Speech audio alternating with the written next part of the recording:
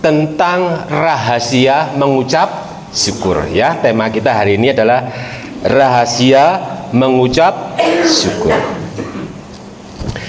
Mari kita akan belajar bersama-sama Bapak Ibu. Kita akan membaca di dalam 1 Tesalonika 5 ayat ke-18 ya.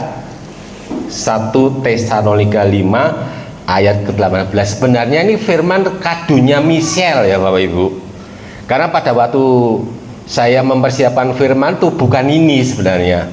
Tapi tiba-tiba kita berdoa, mendadak Tuhan kasih firman khusus buat Michelle ya. Karena belum hadir ya, biar papanya yang dengar. 1 Tesalonika pasal 5 ayat 18 ya. Kita akan baca bersama-sama. 1, 2, 3. Mengucap syukurlah dalam segala hal, sebab itulah yang dikehendaki Allah di dalam Kristus Yesus bagi kamu. Ya. Ini adalah ayat yang pertama kali ditulis oleh Rasul Paulus. Ya. Jadi konteksnya ini Rasul Paulus bersama Silas dan Timotius berada di kota Tesalonika. Kota Tesalonika ini kota provinsi di Makedonia, merupakan wilayah Romawi, Bapak Ibu. Lah, karena di wilayah Tesalonika ini banyak orang-orang yang tinggal di sana dari berbagai kalangan. Ada orang Yahudi, ada orang Yunani, ada orang Romawi, jadi campur di situ. Tapi mayoritasnya mereka semuanya menyembah dewa-dewa. Jadi yang disembah itu para dewa. Lah saat Paulus, Silas dan Timotius hadir di kota Tesalonika mengabarkan tentang Injil keselamatan, maka banyak orang percaya kepada Yesus. Sehingga jumlahnya makin hari makin bertambah, makin hari makin bertambah. Karena jumlahnya semakin banyak, maka masyarakat di sekitar itu mulai curiga. Mulai dia merasa ini kok ada aliran sesat ya. Jadi orang percaya Yesus pada waktu itu disebut sesat karena mereka para penyembah dewa. Ya, jadi saat dia beribadah, dia melihat tetangga kanan kiri masyarakat melihat kok ada gerakan aneh ya. Kok ada jemaat baru menyembah Yesus Kristus. Wah, ini aliran sesat nih. Ini harus dilarang hidup di Tesalonika. Ya, maka mereka semua mengadakan tekanan, mengadakan melawanan. Mereka dilawan, mereka supaya tidak ada kegiatan itu lagi. Ya. Berada di kota Korintus, ya. Di kota itu dia menulis surat, Bapak Ibu. Suratnya ditujukan pada jemaat di Tesalonika untuk menguatkan, untuk memotivasi agar dia tetap mengucap syukur.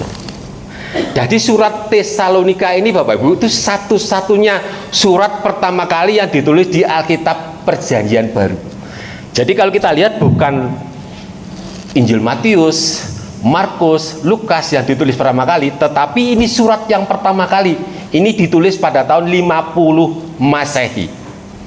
Ya, kalau kita lihat Yesus disalib pada tahun 33 Masehi, salib, bangkit dan dia naik ke surga, dan lahirnya Pentakosta pada tahun 33 Masehi, lahirnya gereja pertama kali. Nah, setelah tahun 33 sampai munculnya surat ini tahun 50 Masehi, belum ada Injil yang ditulis. Jadi pada waktu itu jemaat beribadah dengan kitab Perjanjian Lama, pengajaran langsung yang dialami oleh murid-murid Yesus. Ya, jadi dengan lisan, dengan perkataan. Karena Bapak Ibu melihat toh pada waktu Yesus bangkit, orang-orang para imam itu menyuap prajurit-prajurit ini. Nanti kalau ditanyai Yesus dicuri oleh murid-muridnya ya, jangan bilang kalau dia bangkit. Benih kebohongan ini terus muncul sampai akhirnya timbullah pengajaran-pengajaran yang menyatakan bahwa Yesus tidak disalib. Jadi kalimat yang diucapkan Paulus ini, mengucap syukurlah dalam segala hal, sebab itulah yang dikehendaki Allah di dalam Kristus Yesus bagi kamu. Bukan pada waktu umat itu bersukacita, bukan, tapi umat itu dalam keadaan aniaya. Percaya Yesus tapi dianiaya, percaya Yesus tapi ditekan, percaya Yesus tapi tidak ada kebebasan.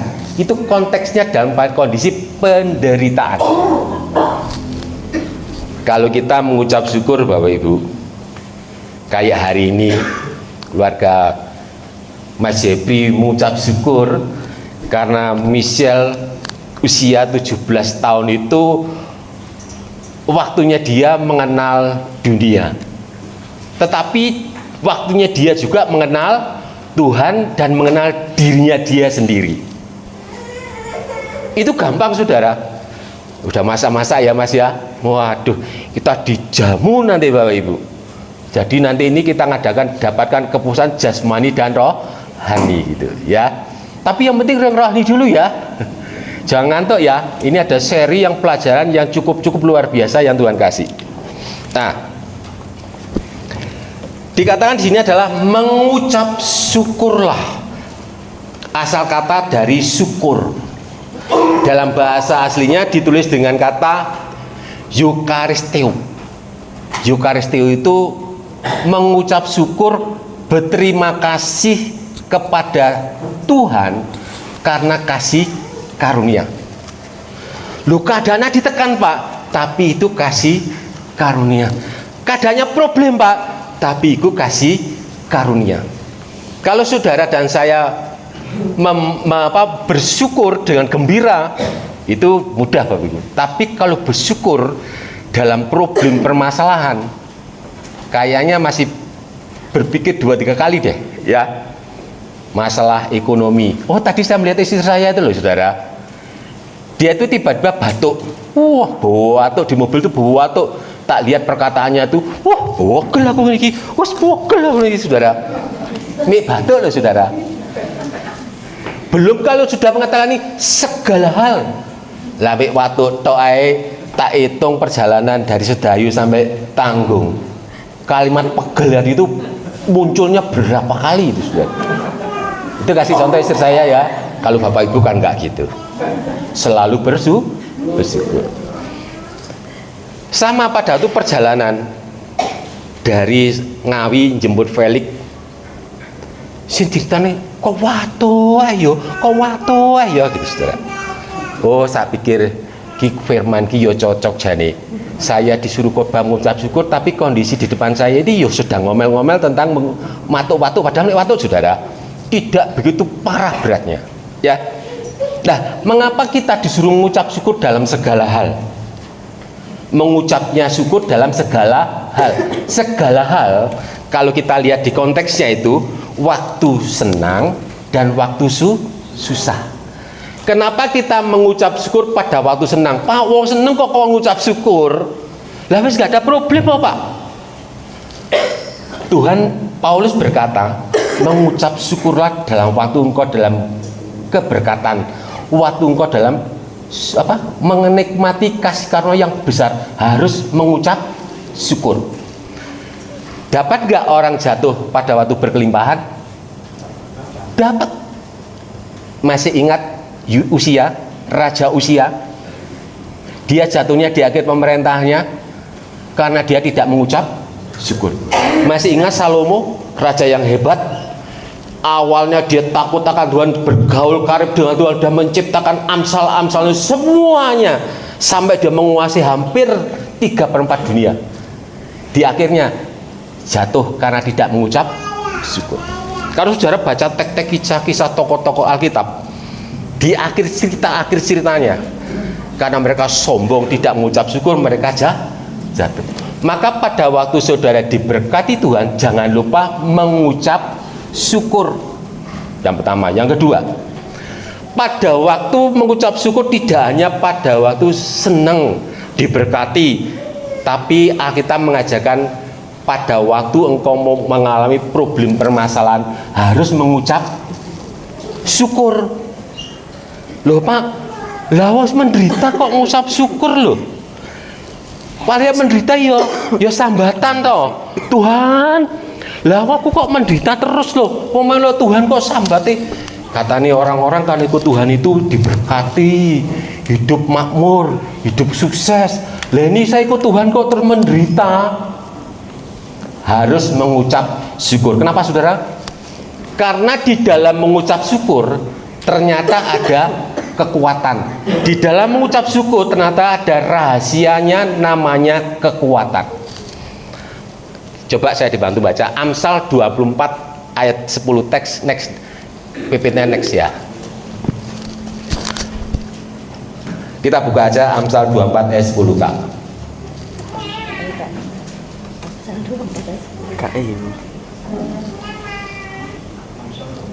Amsal 24 ayat 10. Mas. Amsal 24 ayat 10. Jika engkau tawar hati pada masa kesesakan, kecillah kekuatanmu. Stop. Bisa ditampilkan Mbak Lady?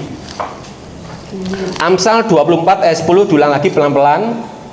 Jika engkau tawar hati pada masa kesesakan, kecillah kekuatanmu.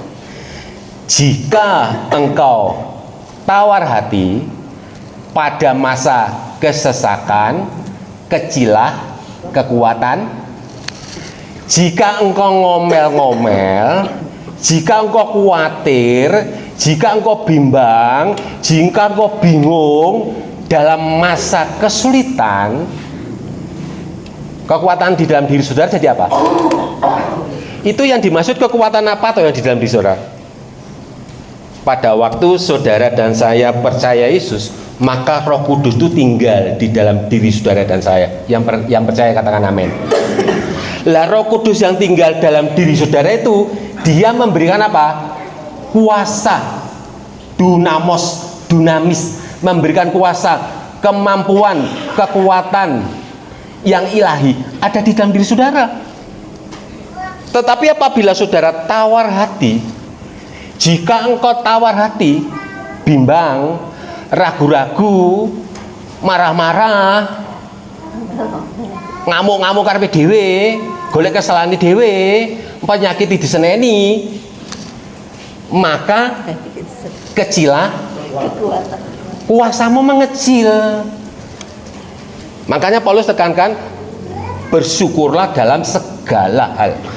Tetapi apabila engkau dalam kesesakan, dalam kesulitan, dalam masalah, engkau mengucap syukur, maka kekuatanmu semakin besar. Oleh karena itu pada waktu kesesakan harus mengucap syukur. Karena pada waktu kesesakan kita butuh tenaga, kita butuh power, kita butuh kemampuan untuk menyelesaikan masalah itu. Lah ini kebalikannya Bapak Ibu, sebab saya yang ngalami. Jadi kalau problem itu datang biasanya bingung dulu, gopo dulu, khawatir dulu.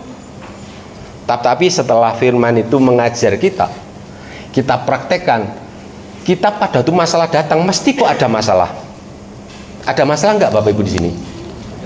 Kalau nggak ada masalah, nanti kita doakan sama-sama ya.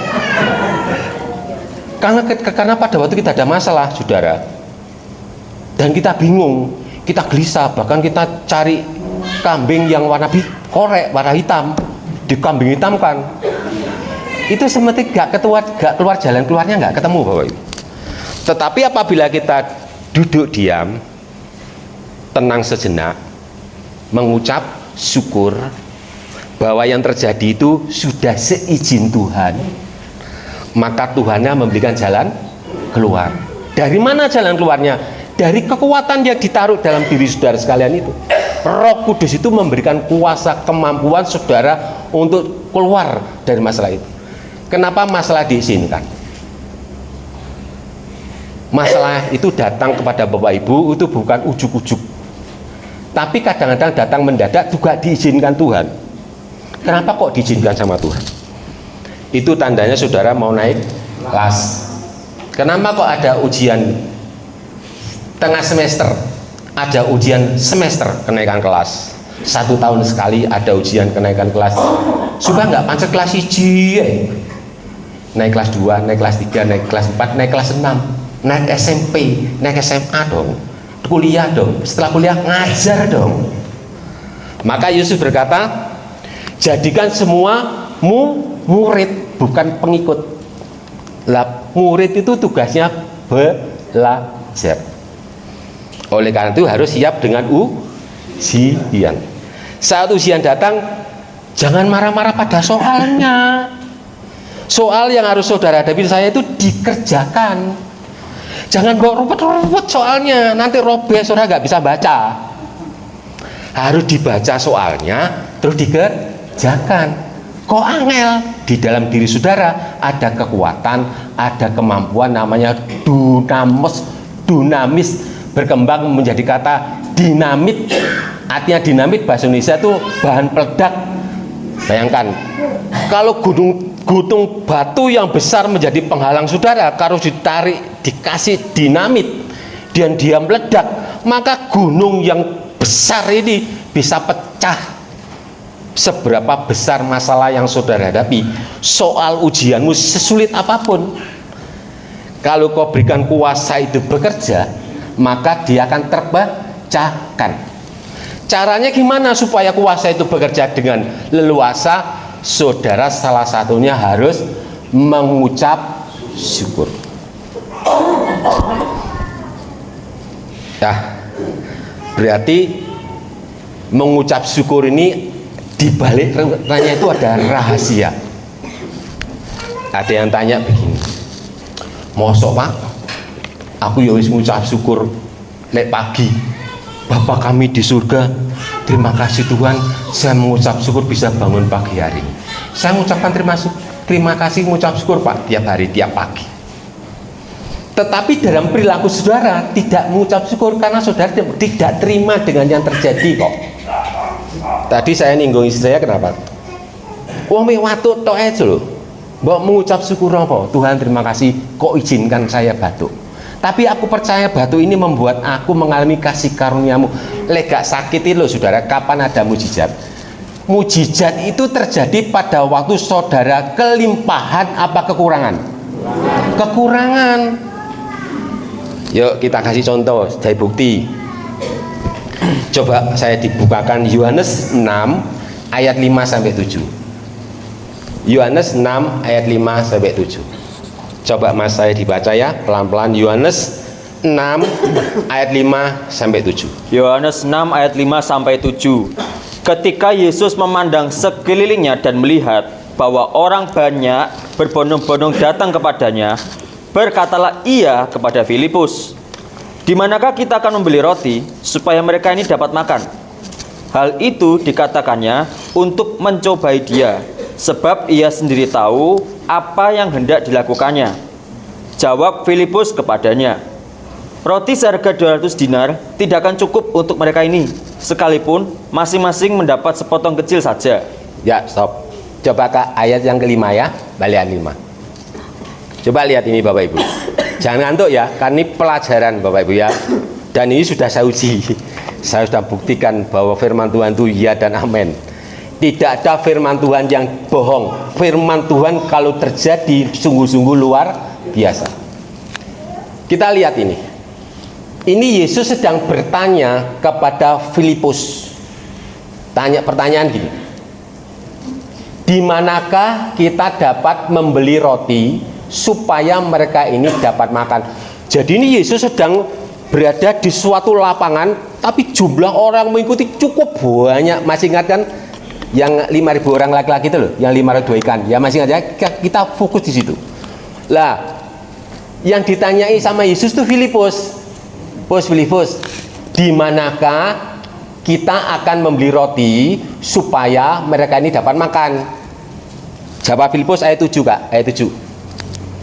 Jawabnya begini. Roti seharga 200 dinar tidak cukup Tuhan untuk mereka ini, sekalipun masing-masing mendapat sepotong kecil saja. Yang ditanya di mana? Jawabnya adalah roti seharga 200 dinar. Nyambung nggak? Ini kalau pertanyaan dengan jawaban nggak nyambung, masalah dengan jawabannya nggak cocok, berarti benar atau salah? Salah. Kalau jawab salah, problem nggak ini berarti? Berarti ini bicara tentang masalah. Yang dibicarakan Yesus ini tentang problem hidup, tentang masalah. Masalahnya apa yang dibicarakan ini? Masalah apa Bapak Ibu? Masalah makanan, masalah ekonomi, masalah duit yang dibicarakan ini ya. Lihat. Mengapa kok Yesus tanya pada Filipus? Padahal murid yang dikasih Yesus itu bukan Filipus, tapi siapa? Yohanes. Harusnya tanya pada murid yang dikasih, tapi dia nggak tanya sama Filipus. Sebenarnya Filipus itu siapa? Coba sekarang ya. Coba dibantu saya Lukas 9 ayat 10. Lompat dulu ya Kak, Lukas 9 ayat 10. Ini kejadiannya ada di kota apa? Supaya kita tahu. Coba Mas, Lukas 9 ayat 10. Lukas 9 ayat 10. Sekembalinya rasul-rasul itu menceritakan kepada Yesus apa yang telah mereka kerjakan. Lalu Yesus membawa mereka dan menyingkir ke sebuah kota bernama Betsaida, sehingga hanya mereka saja bersama dia. Jadi kejadian Yesus memberi makan 5.000 orang lebih itu di kota apa? Betsaida. Ingat-ingat ya, di kota Betsaida. Lah Yesus tanya pada Filipus. Coba Yohanes 1 ayat 44. Lompat lagi, Yohanes 1 ayat 44. Baca Kak, pelan-pelan. Yohanes 1 ayat 44. Filipus itu berasal dari Betsaida, kota Andreas dan Petrus. Nah, Yesus tanyanya pada Filipus, kejadiannya di Betsaida, dan Filipus orang Betsaida. Cocok apa pertanyaan Yesus itu masuk akal nggak? Cocok dong. Pertanyaan Yesus bisa diterima nggak? Ini artinya ini kejadian bukan dongeng. Kejadian ini nyata. Makanya ditulis supaya saudara Saud tahu maknanya. Ya. Yesus bertanyanya bener. Ya. Sekarang kita sudah tahu konteksnya, ya. Sekarang dari sekian banyak orang itu, apa yang dia punya? Coba dibaca. Yohanes 6 ayat 8 dan Yohanes 6 ayat 8 sampai 11. Seorang dari murid-muridnya, yaitu Andreas, saudara Simon Petrus, berkata kepadanya, "Di sini ada seorang anak yang mempunyai 5 roti jelai dan 2 ikan. Tetapi apakah artinya itu untuk orang-orang sebanyak ini?" Nah, tadi Filipus ditanyanya ke Filipus, 200 dinar apa cukup untuk beli roti, ngasih makan sebanyak ini? 200 dinari berapa rupiah Bapak Ibu? 1 dinar itu 1 hari upah kerja. Kalau sekarang upah kerjanya 100.000, berarti kalau 200 dinar 20 juta ya Mas ya. 20 juta untuk makan 5.000 orang itu menurut Filipus nggak cukup. Itu yang dipikir Filipus, uangnya nggak ada loh. Seandainya punya uang 20 juta ngasih makan 5.000 orang itu nggak cukup. Lah yang ada saat ini Pak Andreas dari Taloi loh, ini loh ada 5 roti 2. Iya betul lah Bapak Ibu, 5 roti 2. Gak bawa contoh roti ya. Yolah roti ini ikan ini Mas Uti gede ini saudara ya. 5 roti dulu lah 5 roti le. Saya kira-kira Bu Edi ini uang loro entek, uang loro saudara. Tapi 5.000 orang saudara. Ya. Yang ada cuma 5 roti 2 i. Lah yang dikasih makan 5.000 orang laki-laki lebih, belum istri, belum perempuan ya maksudnya, belum anak-anak. Yesus kasih contoh apa sih? Coba ayat 12. Yohanes 6 ayat 12. Yohanes 6 ayat 12. Sorry. Ayat 11. Ayat 11 dulu. Yohanes 6 ayat 11. Lalu Yesus mengambil roti itu, mengucap syukur dan membagi-bagikannya kepada mereka yang duduk di situ. Demikian juga dibuatnya dengan ikan-ikan itu sebanyak yang mereka kehendaki. Nah, stop. Yang dilakukan Yesus adalah yang ada tadi cuma 5 roti, 2 ikan, diapakan? Mengucap syukur dulu apa mujizat dulu? Saya ulang lagi, mengucap syukur dulu apa mujizat dulu? Ingat dulu ya. Berarti mujizat datang setelah. Kalau nggak pernah mengucap syukur, mujizat datang nggak? 5 roti 2 ikan, Yesus mengajari saudara saya untuk mengucap syukur. Lah hasilnya setelah mengucap syukur, ayat 12, baca Mas.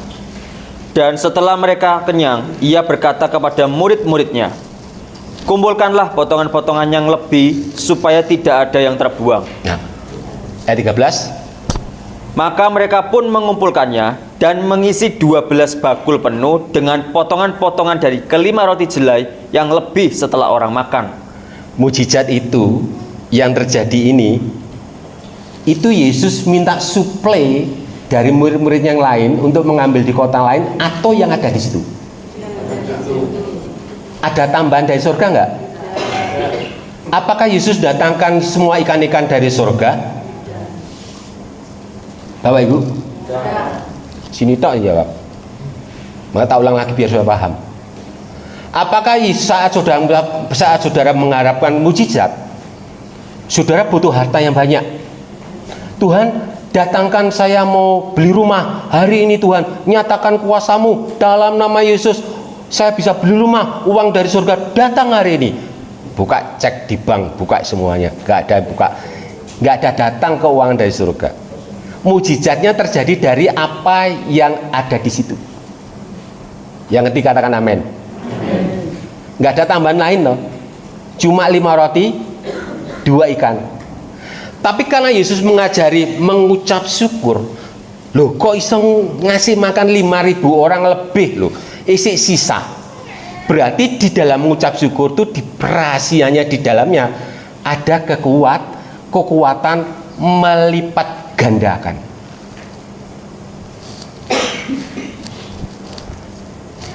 Jadi ini pelajaran Bapak Ibu tentang ekonomi, tentang keuangan saudara, tentang pekerjaan saudara. Satu lagi, itu yang bicara tentang uang, berkat. Jadi apa yang ada pada saudara, mengucaplah syukur, saudara tetap bekerja. Percayalah bahwa Tuhan akan melipat gandakan apa yang kau kerjakan. Yang percaya katakan amin. Satu lagi yang terakhir. Wah, terakhir seneng saudara ya. Wis mateng durung ya tadi. Coba kita baca di Lukas 17 ayat 11. Ini ada pelajarannya ya, yang ini. Lukas 17 ayat 11 sampai 13 itu tentang sakit. Kan masalah umumnya sekarang kita hadapi masalah ekonomi, masalah duit toh. Tapi juga dihadapi masalah sakit. Lukas 17 ayat 11 sampai 13, tolong saya baca. Dalam perjalanannya ke Yerusalem, Yesus menyusur perbatasan Samaria dan Galilea. Ketika ia memasuki suatu desa, datanglah 10 orang kusta menemui dia. Mereka tinggal berdiri agak jauh dan berteriak, Yesus, Guru, kasihanilah kami. Stop. Ada 10 orang sakit kusta. Ya, kalau sudah baca nanti di rumah selanjutnya, yang 10 itu yang 9 orang Yahudi, orang bangsaan Yehuda. Tapi yang 1 orang ini bukan, dia orang Samaria. Kalau Samaria berarti Israel sebelah mana? Utara. Kalau bicara Yuda, Israel sebelah mana? Selatan. Israel utara ibu kotanya mana? Samaria. Berarti orang ini dari ibu kota Samaria. Yang satu ya. Orang Samaria tidak bergaul sama orang Yahudi, aksatru, akor. Tapi karena podo-podo kena COVID, dia diisolasi, jadi akor dari koncoan. Wih kena COVID ya, wih ya, bareng ngelur 10. Tetapi dia tahu, dia dengar Yesus bisa menyembuhkan orang sakit kusta. Maka 10 orang ini bareng datangnya. Tapi karena dia tahu aturannya di hukum Taurat yang dia pelajari, maka dia nggak mendekat langsung pada Yesus. Rodo ado. Panggilnya Yesus siapa? Panggilnya Yesus gimana? Guru. Lagi panggilnya apa? Guru. Dia panggilnya guru. Bahasa aslinya rabi. Loh, lawang ini loh. Orang Yahudi ini tidak percaya sama Yesus. Orang Samaria juga gak percaya sama Yesus. Tapi kok bisa bilang rabi, guru? Berarti orang ini orang istimewa.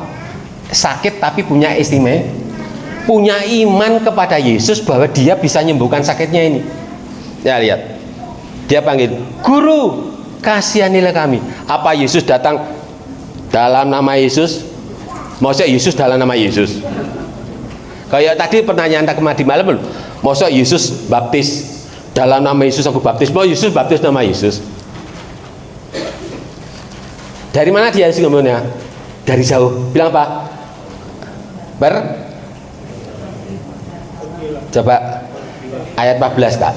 Lalu ia memandang mereka dan berkata, "Pergilah, perlihatkanlah dirimu kepada imam-imam."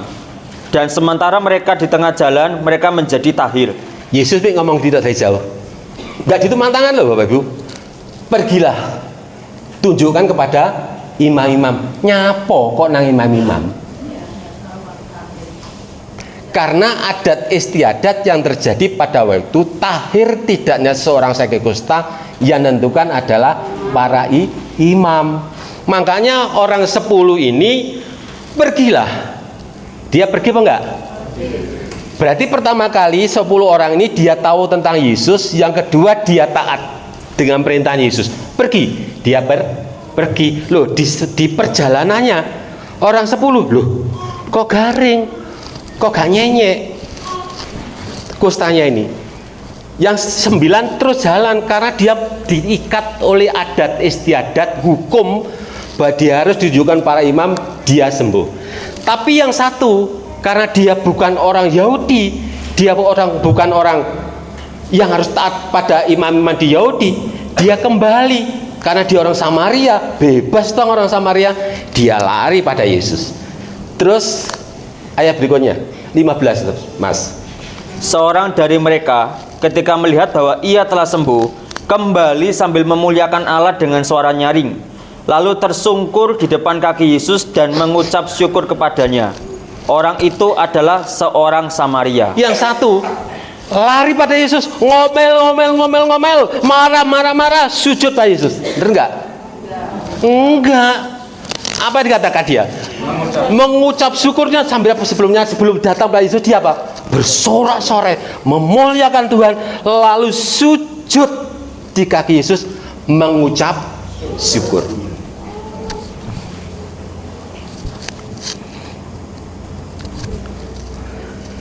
Coba saya dibukakan ayat 19 ya, Kak. Nah, lalu ia berkata kepada orang itu, siapa berkata ini? Yesus. Berdirilah dan pergilah, imanmu telah menyelamatkan engkau. Kalau saudara baca di sini, saudara dapat apa? Gak dapat apa-apa, kayak biasa itu tulisan. Sujud menyembah. Berdirilah, pergilah, imanmu telah menyelamatkan engkau. Wis ngono tok, gak apa-apa. Tetapi kalau saudara lihat bahasa aslinya, coba Kak di PPT saya ya, yang aslinya Kak. Lah, ini bahasa aslinya. Yang saya garis kuning itu, lah ini ada Pak Guru, ada Pak dosen toh. Coba dekorasi ya Pak dosen, bahasa Yunaninya. Ada kata sisoken ditulisannya di situ. Tapi bahasanya itu berasal kata zozo. Apa Bapak Ibu? Zozo. Kata menyelamatkan itu ada kata yang hijau kuning itu. Nah ini. Kata menyelamatkan sisoken tulisan ini gini, boconi sisoken. Tapi ini berasal dari kata zozo. Apa Bapak Ibu? Zozo. Coba saya dibacakan di bahasa Inggrisnya Mas. King James Version ya, Lukas 17:19. Lukas 17 ayat 19 King James Version. And he said unto him, Arise, go your way, your faith has made you whole. Nah, terjemahannya nggak sama dengan Indonesia. Apa whole terjemahannya? Apa whole? Ada yang kuliah toh? Mosok koyo aku rek hafal. Apa Mas dari whole? Keseluruhan. Menjadi utuh. Whole menjadi utuh. Balik Kak ayat yang ke tadi. Menyelamatkan engkau. menyelamatkan engkau. Bahasa next. Lah, berasal dari kata zuzu. Kata susu menyelamatkan ini artinya menyelamatkan, memulihkan, menyembuhkan, menjadikan utuh. Jadi orang yang sakit kusta tadi itu ada bekas-bekasnya ireng-ireng di sini loh, tapi kering. Tapi pada waktu dia mengucap syukur di hadapan Yesus, dia pergi, bintik-bintik si bekas hitam itu nggak ada, kayak nggak sakit lah, kayak seperti semula, utuh seperti semula, kayak nggak sakit. Betapa hebatnya kuasa mengucap. Artinya apa? Saat engkau sakit hari ini, engkau nggak bisa berobat ke dokter spesialis karena sakitmu. Engkau nggak bisa berobat seperti orang-orang yang punya duit harus ke Singapura, harus ke Thailand, harus ke Penang. Tapi kalau saudara mengucap syukur, yang Tuhan ajarkan di sini, maka mengucap syukur itu memulihkan sakit saudara menjadi utuh, tidak pernah sakit lagi. Ya percaya katakan amin. Jadi apapun sakit saudara, jangan kecil hati. Aku gak iso nang luar negeri pak, biayanya nggak ada, jangan jauh-jauh. Dia cuma butuh saudara dan saya. Dengan kerendah hati Tuhan izinkan sakit itu, berarti dia juga sediakan obatnya. Yang terakhir, si ulang tahun guru mlebu wis ayati kate terakhir. Setiap problem permasalahan saudara pada akhir belajar kita hari ini, ingat-ingat firman Tuhan. Mengucap syukur itu ada kekuatan, mengucap syukur itu ada kuasa yang luar biasa. Ayat terakhir Filipi 4 ayat 6. Ayo Kak baca. Filipi 4 ayat 6. Janganlah hendaknya kamu khawatir tentang apapun juga, tetapi nyatakanlah dalam segala hal keinginanmu kepada Allah dalam doa dan permohonan dengan ucapan syukur. Baca ya, bareng-bareng ya, ayat terakhir ya. 1, 2, 3. Janganlah, tetapi dengan ucapan syukur. Mengucap syukur di dalam segala hal. Saudara punya keinginan apa toh hari ini? Sehat. Punya apa lagi bu? Cukup. Oh kaya. Pingin kaya. Waduh, ada pingin kaya loh. Ada apa lagi, pingin apa? Jadi berkat. Semua keinginan saudara kumpulkan jadi satu di dalam doa dengan ucapan syukur. Ini janji kok. Ingat, di dalam setiap mengucap syukur ada kuasa pelipat gandaan. Soal ekonomi, siapa sih yang nggak butuh duit? Siapa juga yang nggak sulit cari duit? Tapi bukan berarti kita nekat.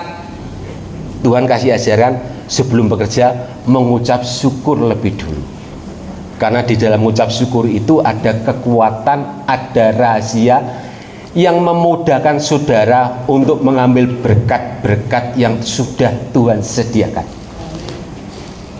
Mengucap syukur juga telah memulihkan kekuatan dan kesehatan saudara. Apapun yang terjadi di dalam hidup saudara dan saya, Tuhan tahu dan Tuhan mengerti. Dan pada waktunya, karena kesetiaan ucapan syukur saudara bukan di mulut saja, tetapi dari hati, hatimu yang paling dalam, maka dia pun akan memberikan jalan keluarnya kekuatan dan kesembuhan yang sempurna. Musiknya maju depan. Jadi hari ini Bapak Ibu dalam ibadah spesial ucapan syukur, ada kekuatan di dalam ucap syukur. Apapun yang saudara dan saya hadapi, jangan lupa mengucap syukur. Ingat-ingat, mujizat dulu apa mengucap syukur dulu? Mengucap syukur. Jadi mengucap syukur adalah salah satu untuk membuat mujizat. Yang setuju katakan amin. Pak, selama urip lho Pak, aku mau sepisan bil dikasih mujizat sama Tuhan. Loh, bener setuju saya. Kenapa? Kok saudara cuma dikasih sekali mujizatnya? Kenapa? Karena saudara bukan orang yang menikmati mujizat, tetapi dibuat Tuhan menjadi pembuat mujizat. Kenapa? Karena kuasa itu sudah ditaruh di dalam hati saudara masing-masing. Lah gak jadi mujizat nih Pak. Sekarang jadi mujizat karena sudah tahu caranya. Salah satunya adalah mengucap syukur. Saya undang bagi sama-sama.